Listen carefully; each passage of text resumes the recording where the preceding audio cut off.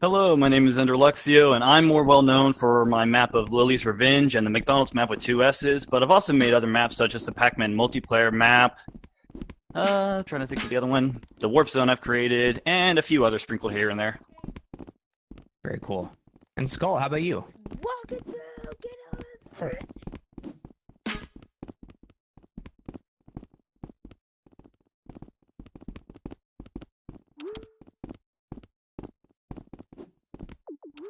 Very cool. Okay, so kind of first question for y'all, and let's go in reverse order this time. Skull, start off with you. How do you begin the process of designing a game in Rec Room, and kind of what inspires you? So you're going to build a new room or a new game. What's the first step that you take?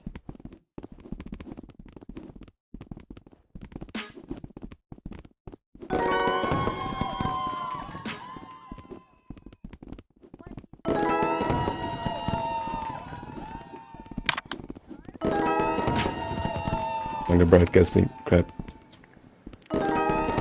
You hear me? Okay, great. Well, Yeah, okay. Back to it. We make horror games, and to get inspiration, usually we go on TikTok and look on scary videos to get, inspiration. But it's a great source. It's a great source of scary stuff. Lily, and some ideas. I play your game.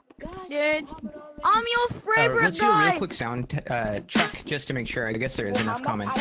Curious, can people in the in the other instances hear me?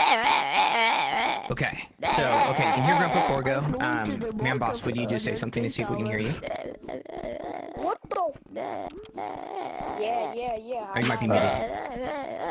Sujuk. I want to friend him and he can't friend me. Oh, interesting. Mortimer, I how can't about you? hear. I can't hear Man Boss. Okay, Mortimer, I can hear you. Ender, how about you? Everyone say banana! Put it in the chat. Hurry! Hurry, right now! Yes! You never let me down. Thank you! Can you hear me? Perfect. Somebody said Apple. They let you down. You. How dare you? I play your game. Can you hear me? Oh, there we go. So many Yeah, I bananas. can hear ya. We're gonna have a grocery Alright, store by the well, end of this. Banana. It sounds like we have maybe some mixed audio stuff going on. We'll keep going with this. We are also grabbing and recording. We're going to post on YouTube. So if you end up missing any of the audio today, you'll be able to follow up I on put YouTube. in YouTube. What's the name of Alrighty. it? Thank you so much, Skull. Ender, did you want to go and kind of answer that same question, which is how do you begin the What's the name process of of it? designing a game within Rec Room, and what inspires your ideas?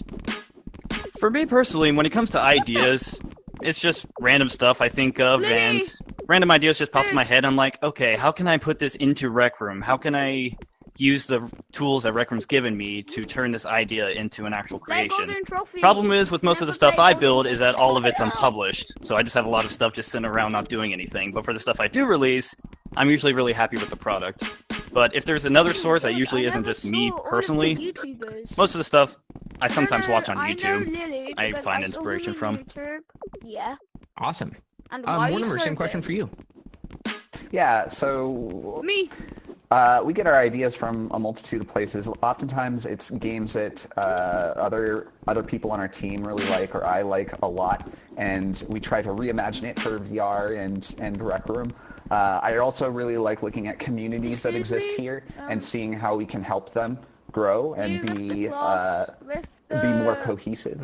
That's what we did with both Rock Rumble and Sword Summit, and that's kind of what gears our game design. And then it's always trying to come up with a spin for the accepted way to build a game, and try to add a little bit of a spin to it, give it some new flavors, Awesome. Very cool. And Mamboss, how about you? Same question. With our team, Discovery Inc., we like to get into a room all together with a big whiteboard and just go back and forth and argue about what game idea is cool, which game idea is not cool, and just see what ideas we can come and bring to Rec Room that haven't been brought before. Which ideas can we mess with? And most of the time when we do the idea, sometimes it doesn't come out the way we want it, and we stop the idea and try to move on to something that would, and just keep going until we can find a game that suits new Rec Room players and what they would like. Very cool. Well, Manbot's kind of sticking with you, and we'll reverse again. Speaking of ideas, tell me some I'd say your most unique game mechanics or player interactions with your games that you've created, and kind of how they contribute to just the overall experience of playing your games. Well, one of our most popular experiences is the walking bean with the zombies, or the beans, and the way we're able to have them bounce towards you and come towards the player in certain amount of waves, and it brings a more of a scary aspect to the game because they're giant beans coming at you, and I think that's one of our most cool things in Rec Room. Awesome. Heck yeah. I love Walking Bean. I keep myself refuged in a building and just go at him with a machete through the slides in the window. Love that game. That's the strat. That's the meta. Yeah. Mortimer, how about you? Yeah. Yeah. So in terms of game mechanics, I mean, we're always trying to find new ways to do things. I think not everything lands. I will be the first to admit that. But Cannon Sim is one of our more recent ones. We tried doing something with building out extremely big numbers, for instance, making sure that those are properly supported, and seeing how people feel about going past the billion mark and so on. Other things is I feel like a lot of our innovation happens a little bit behind the scenes, so it's not something that the players see directly, but they do appreciate it indirectly. So with any of our AI rooms like SCP-173, where we have kind of our own homebrewed AI system that I'm pretty proud of. It can do some cool things. It always catches people off guard and is smarter than people expect. So. Awesome. Thank you, Mortimer. Ender, how about you? Well, longtime fans of the McDonald's map will know of our hidden manager behind some hidden walls that's been there ever since 2018. It's been a part of the map that everyone's loved for the longest time. I included a free invention that people can purchase. It is over 100,000 owners, though not in as many rooms, but still, the number's pretty huge. And I think one aspect a lot of people like about what I did with Lily's Revenge was the multiple endings that came with it. Though it did spawn from the McDonald's map, but it's lost on a lot of the newer people that didn't experience the actual events as it happened. I know Harry Manlings was one of them. He came into the room and it was just chaos. No explanation, no context, just chaos. It was fun. Awesome. But I try to keep my rooms with stuff that's interactive and fun, usually. Very cool. Skull, how about you, kind of finishing off the question? Yeah, well, me and Stereotoast mostly do horror chasers. We do try to make each one of them kind of unique in their own way. For example, Beneath the Light Bulb, that monster is made in a way where it cannot see you when you're not moving. In Polaroid, the monster is invisible to the naked eye, and you're equipped with a camera, and only then you can see it. In Security Breach Endo, the monster only moves when you look at it, and etc. We're trying to add a twist to each game, sort of. Yeah. Very cool. It's got kind of the various SCP abilities that monsters have. Yeah.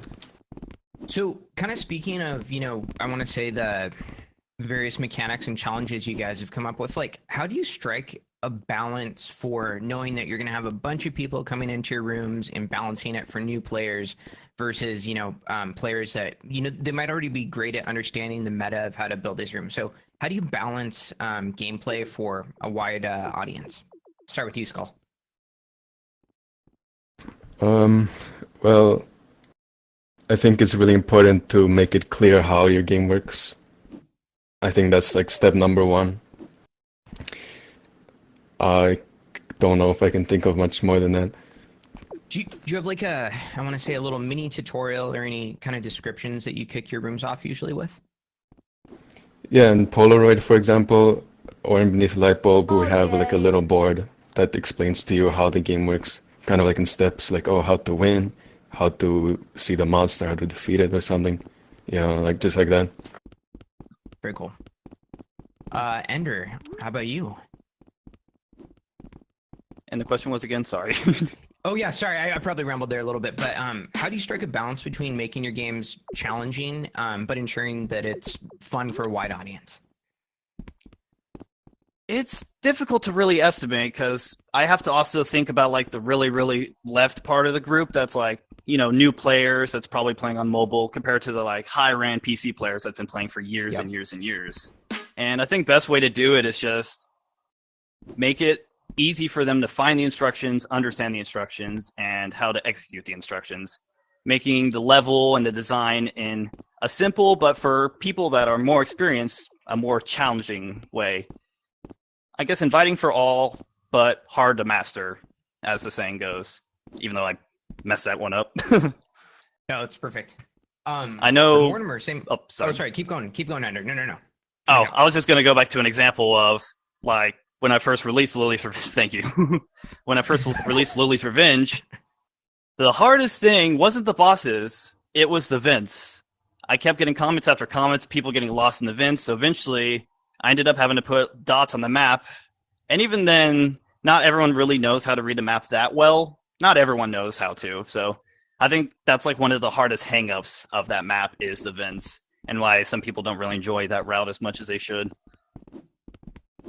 Did you just a quick follow up when you're kind of looking for feedback on your room? So you've already published it, and you're going to update it based on feedback. Do you use the room comments? Like, is that the best place you get feedback, or somewhere else? Yes, usually. And when it comes to human nature, when humans want to compliment on something, sometimes they don't say it. When humans want to complain about something, they're going to complain about it. So the comments are usually filled with, if they spot any bug, like, oh, I was pushed out of bounds into the wall, or, oh, I'm lost, please fix. It catches my attention, and I just go back in and fix it up however it needs to be. Totally. Or if I feel that something could be improved. Yeah. And you'd recommend for any aspiring creators out there really to check their room comments and stuff just to ensure that, as more and more people play their games, they kind of get fine-tuned for a wider audience, I assume then. Yeah, a lot of it's going to be spam, a lot of it's going to be nonsense, but dig through the diamonds in the rough. You'll find some good critiques and ways to improve your games. Awesome. Mortimer, Yeah. Same question for you. Yeah, well, I think the holy grail is always that inherent that inherent tutorial, like the tutorial that you don't know that you're in. That is like the holy grail. It's very hard to pull off. So the second best option is always like trying to make players kind of stumble through the first game loop, right? Allow them to go through that without frustration. And that's where they start to get it. So don't like try to make your experience or don't try to like block players from making mistakes in their first like playthrough, and don't frustrate them with those mistakes through their first playthrough. And I think one of the most valuable tools you have as a creator when you're making these games and you're trying to balance them for a multitude of players is really getting some playtests early on in your game development. Get a mix of players into your room just to see kind of what the sticking points are. And if you find yourself explaining to people what the game is, what to do, then that means that maybe you need to go back to the drawing board a little bit to rework some things. And definitely listen to all the feedback that you think is, maybe you want to dismiss it. I think that was our biggest mistake with Canon Sim, is that one of the bits of feedback was people didn't like our accuracy upgrade. The accuracy allowed you to hit targets more consistently the higher you upgraded it. But a lot of our playtesters, they said like, this is kind of frustrating. So we tried adjusting that like curve a little bit, make it upgrade a little faster, but it always felt really frustrating to the players. Eventually just like replaced it with a system for crit chance instead. So you can always hit the target, but sometimes you get a little bit of a reward. And like those little bits of feedback can really help with getting players through the game loop a little bit better, and that's for like new players and experienced players as well. So. Awesome, thank you, Mortimer. Yeah, and Man Boss, for you, same question. I'll just repeat it for everybody, which is, how do you strike a balance between making games challenging and ensuring that it remains enjoyable for a wide range of players? Okay. Sorry. For us to make it enjoyable.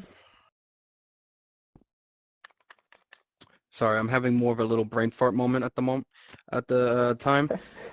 Well, not a worry. So when we put them in the game, we like to let them wander around and try to solve it for themselves, to give the aspect of like, this is an open world. We don't know where we're at. We don't know what we're doing. Let's try to discover and find out this huge world and how we can play it. Like a great example with that is The Walking Bean and Detroit, or even Blackwater. Most of all of our games is open world, so they have to find out how to do it, and it gives them a set of accomplishment with like, yes, I did it and I figured it out on my own. Sometimes we'll have a text here and there on how to play the game, but most of the time we have them discovering it, which is in our name, Discovery Inc. We try to have them discover the map.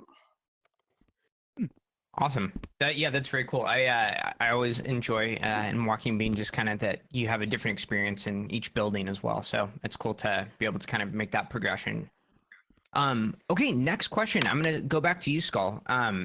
So for narrative-driven games, what techniques do you use to convey a story, and how do you ensure that players stay engaged throughout that story, even specifically between multiple sessions of play? Well, I've never really made any narrative games myself. I don't know how I can really, I gotta think. I'd say even just the, I want to say progression of gameplay in your room. Right, yeah. Well, I feel like it's important to give the player a reason to, keep playing, obviously. If you want a good progression, you gotta have like actual useful rewards and stuff. I think Make It to Midnight is a pretty good example, all those power-ups you get from like just playing. So yeah. Awesome. Ender, same question for you. Just kind of how do you keep players engaged throughout your story, and especially between multiple sessions of play?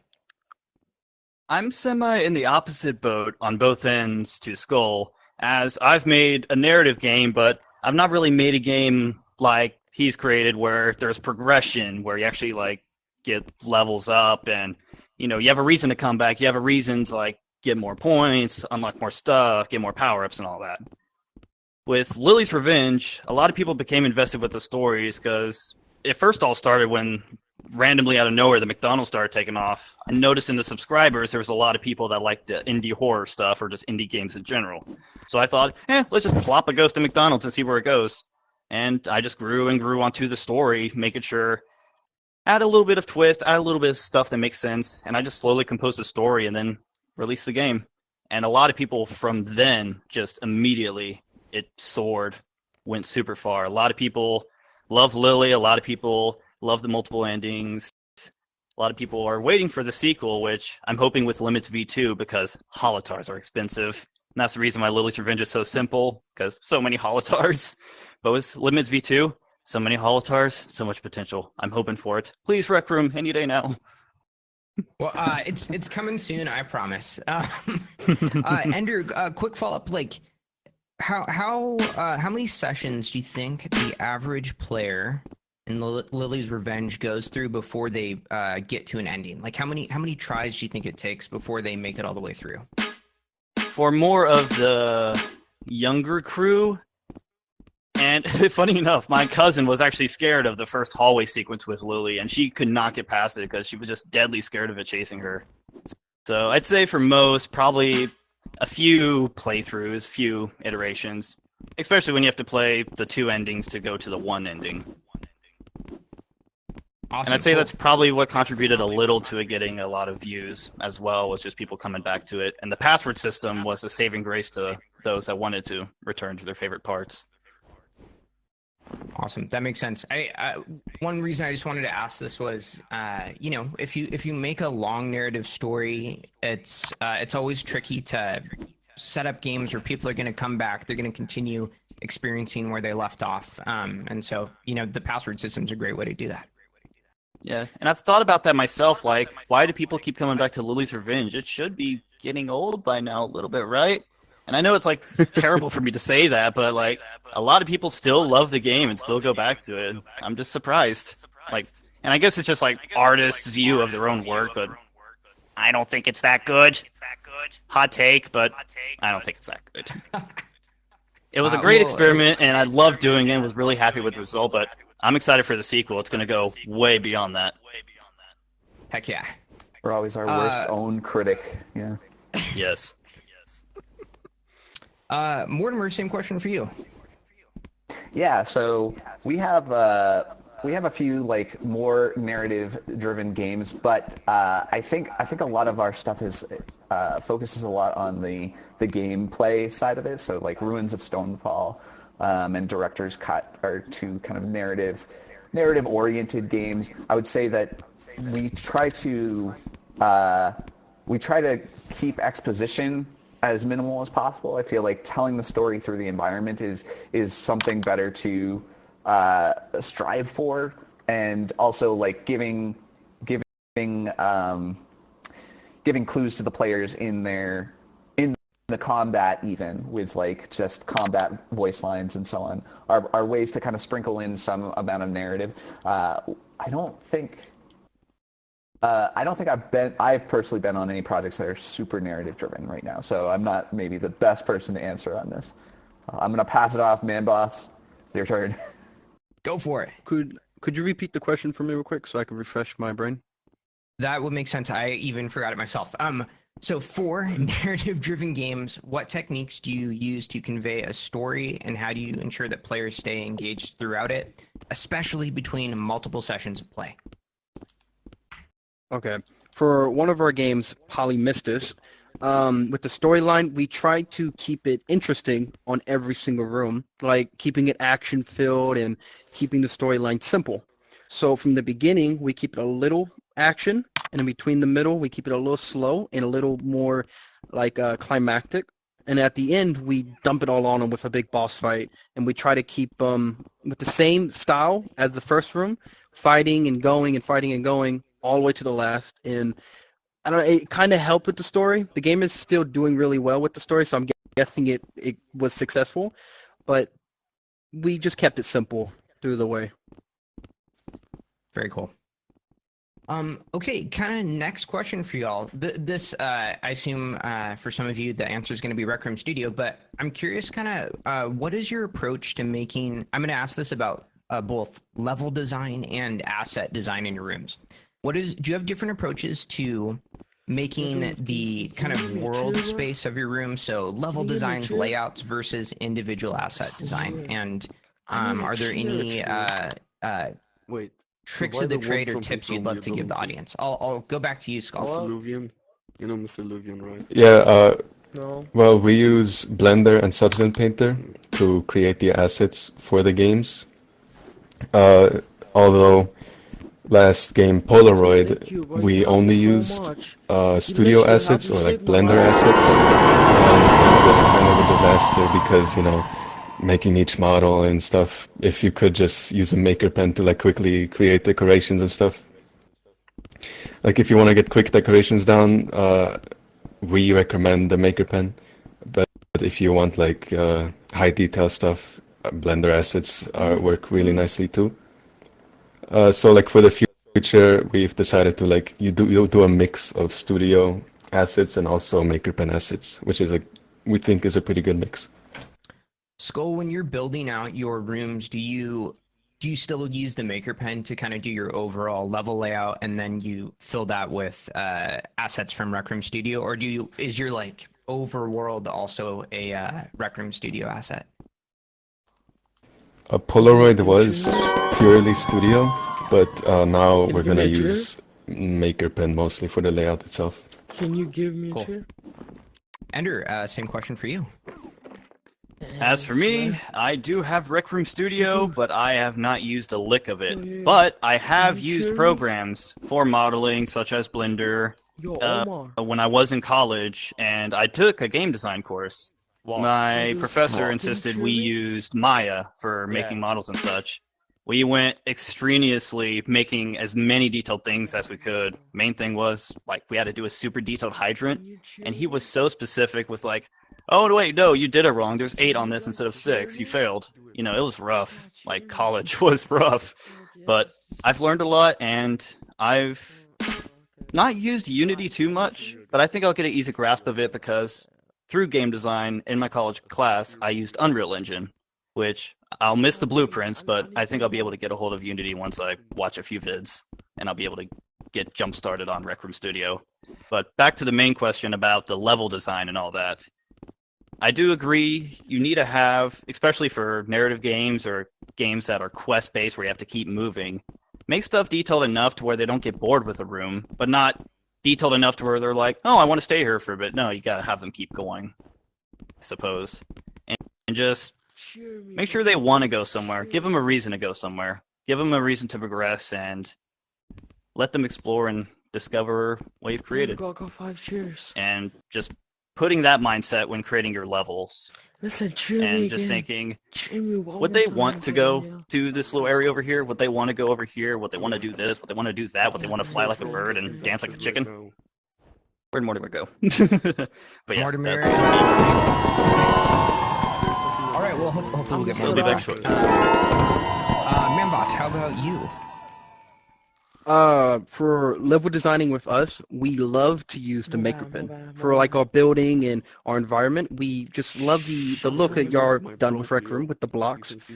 And for studio, we do like FX and assets, and we use all that, and it gives a different tone to the room to have Rec Room building and studio props. I see you. Yeah, thanks for the chair. And so, kind of, when you're going through that process a little bit, do you find that you, I want to say, like, gray box your levels Yo, with Omar, the can you maker cheer me pen, and then again? kind of overpopulate those things with studio Omar. assets, like once you have the layout established? Yes, we Cheer do. me We again. do that a lot with most of our games, going around and placing things and make it like lighten it up and bring it more to life. You guys cheer me again. Awesome. I'm Dang. gonna Well, I cheer wish that Mortimer was back here so I could ask him as well. But yeah, let's move on to a new question. So this one's kind of a little bit more community oriented for anyone out there watching and just getting into creation. What are some tips I'd say that y'all have for newer creators to connect with build teams and more senior creators and kind of get their talent and work seen? Like, what should they do to break into the creation scene a little bit more? Manboss, I'll start with you again. A good way to start is to observe and watch people build so that you can get to like how do they do it, how do they work, and what's their mentality on how they build certain things. Or you can go to Rec Room classes and learn from there. That's a big helper. I know I've seen a lot of that help people. And just try to be into it, because if you're not into building, you won't get far. You have to want to do it, so you get it over the long term. Cheer me. Makes sense to me. Yeah, Ender, how about you? Well, I say Rec Room already does a fantastic job of providing many resources to creators out there with rooms in Rec Room, YouTube videos online, tutorials and such to get creators started on how exactly to build and Can you what tools they cheer me need to again? make whatever they want. And I think with build groups such as what these two are in, I wish I was in a build group, but you can access their Discords, you can meet other creators that want to be in build groups too. And, you know, that's how most build groups are formed. Usually they take part as following a group, loving what they're I still got doing, 5. I trying need to one work more. and make their own group, Yo, and yo, then boom, they AK, spur off into their own thing. AK. Awesome, thanks, Ender. And Skull, how about you? What was the... Yeah, well, in my opinion, like, I think at first you should work on your skills, you know, like whatever you're interested to in like circuits. If you're interested in circuits, do circuits and like get good at that. Building, that studio, and then after, I think you should focus on like getting out there, getting your name known outside of in the community of Rec Room. I think a great way of doing that is like the Discord, for example. You can like the building channel just show off your build, circus channel show off your circuits, and then just get your name known across the community. Exactly. Awesome. Okay, well, thank you. I've got one last question before we kind of open it up into a Q&A for 10 or 15 minutes. So I think one thing that's interesting with Rec Room, right, is you've got rooms that you release. You have multiple rooms that are all out there at the same time.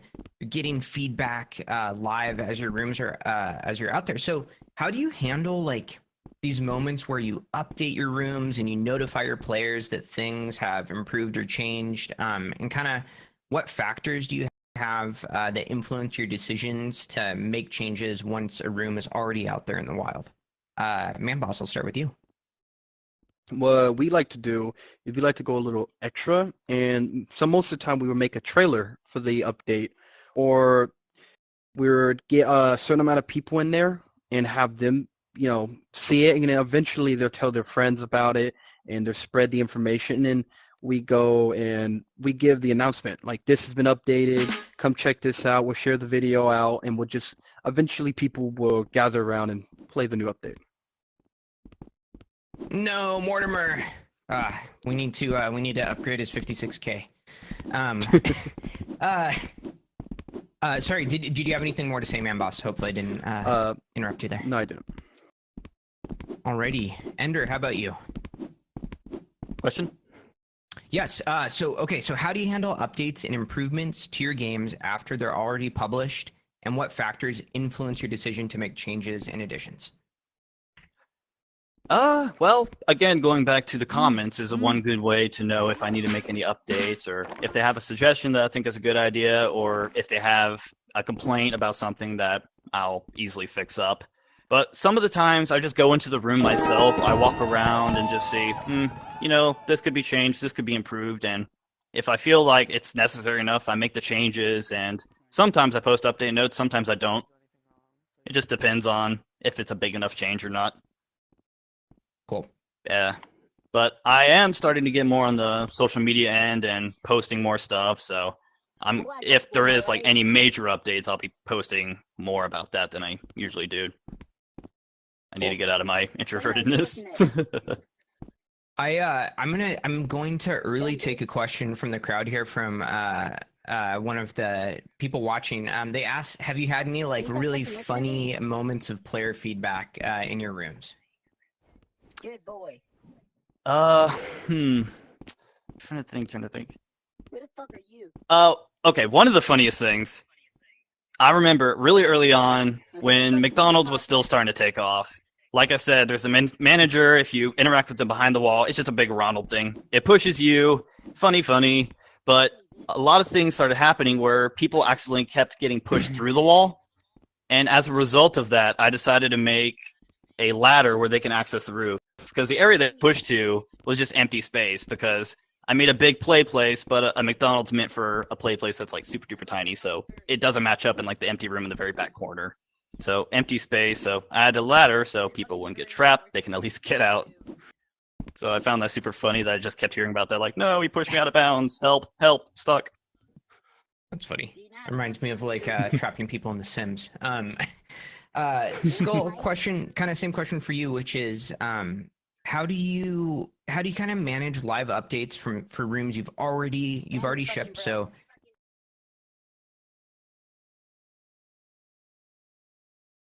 if you have any like funny player moments that you've heard of where you've gotten feedback and you've changed the room from it. So about updates, we mostly just add everything content-wise before we publish, like what we want to do. And the only changes we'll do after most of the time is like bugs or balancing changes. Like if we made the game too hard, we'll just quickly tone down the values a little bit or something. with the stories, I think some funny things can happen. Like for example, in Polaroid, after it was launched, we noticed that people were. Wait, I gotta give some context first. So when you get jump scared in Polaroid, you get teleported into a room that uses a Polaroid camera that you print out, with your normal camera to like kind of, so you can add some effects to it, like these film. And we noticed after we published the room that people were able to pick up that Polaroid camera and then run around with a giant Polaroid camera in their hand. That's has like a scary face on it, which was kind of embarrassing.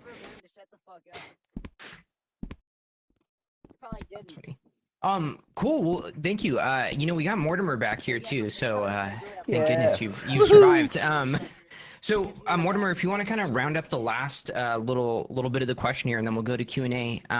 Tell me, how do you decide to what updates to do in rooms after they've already shipped? So how do you kind of decide and choose based on player feedback what you're going to change, and then also if you have just any like funny moments or bugs that you found where you're like, oh man, I really need to change that thing?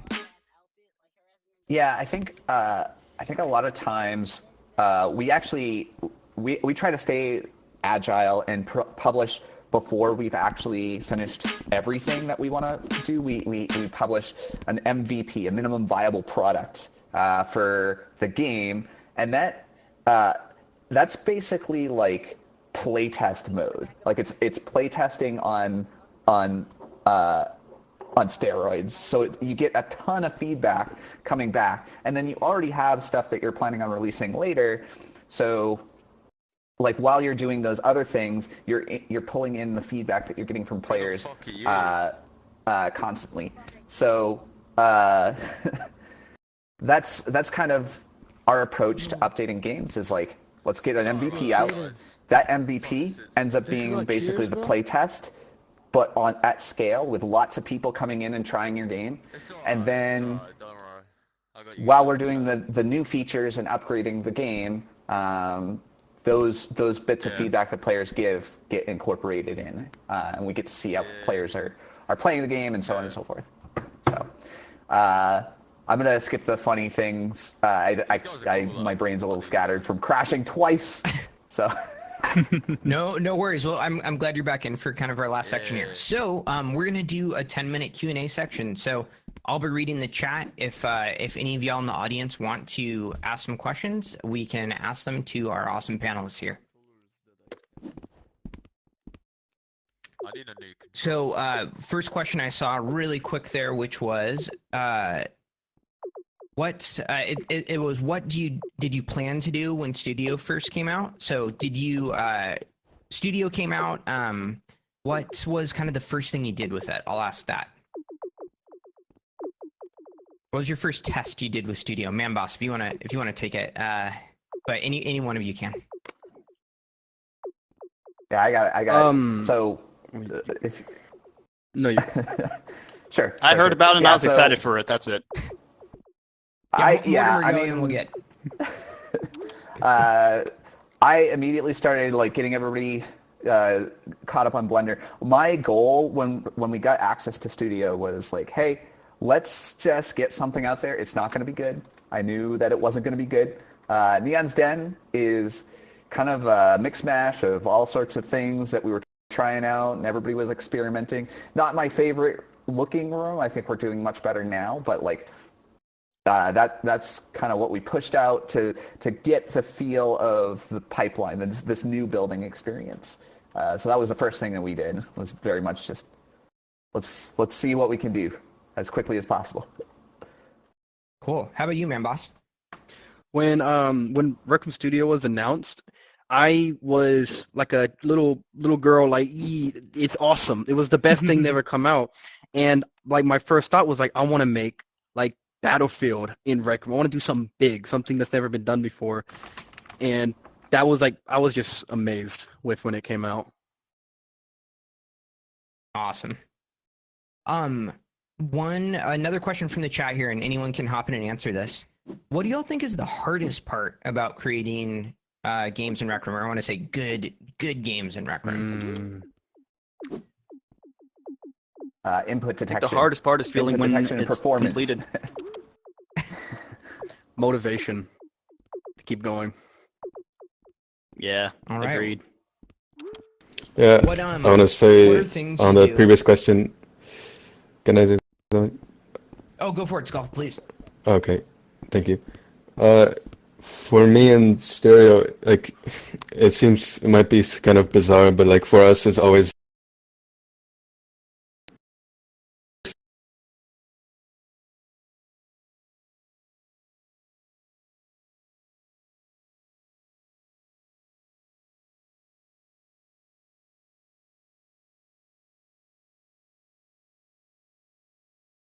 I think I can make some.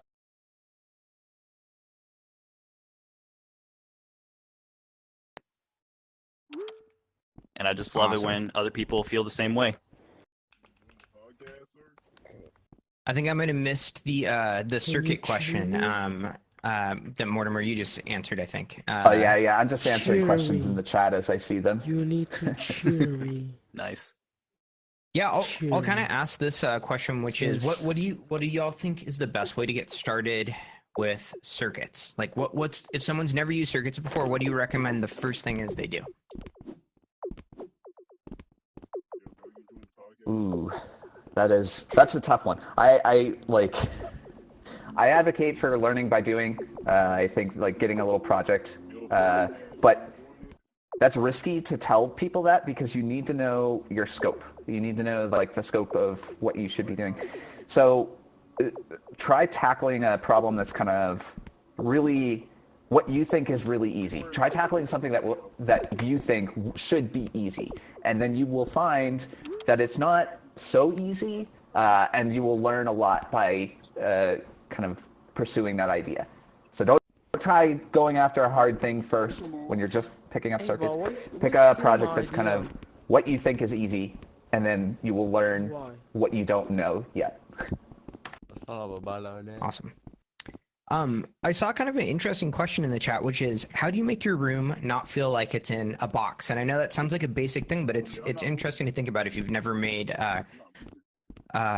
large maps or created a ton. I remember kind of like older FPSs when that genre started, you had a lot of games really felt like you're in little hallways or small rooms, and in Rec Room, we put you in a single room to start creating most of the time if you don't use one of the templates. What techniques do y'all use to make your worlds, I want to say, feel bigger than they really are? Well, one of the things I like to do every time I build a room is try to get the point of view.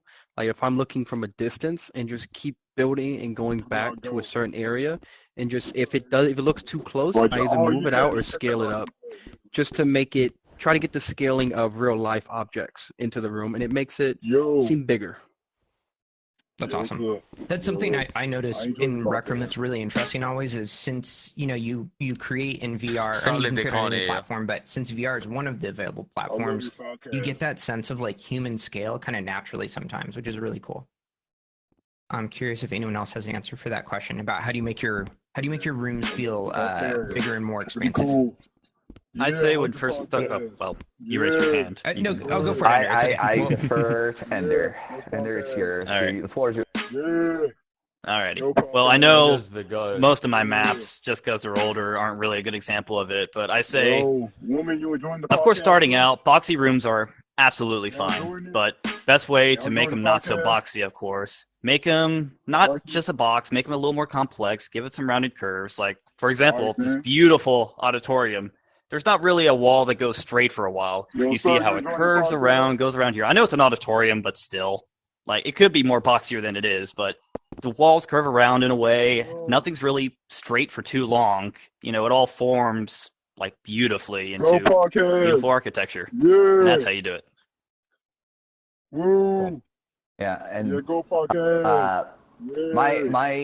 my tidbit, my advice, my little bit of wisdom is like try to think of where the player is going to go in your world, and like really try to avoid having them run into walls that are artificial. Like natural boundaries are the best boundaries in these kind of in these kind of experiences, and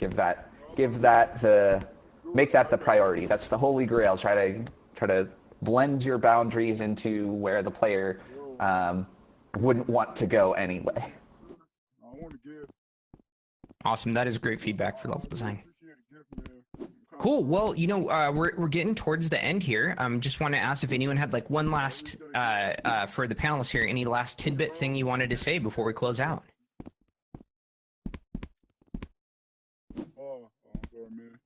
Alrighty. Okay. I don't think so.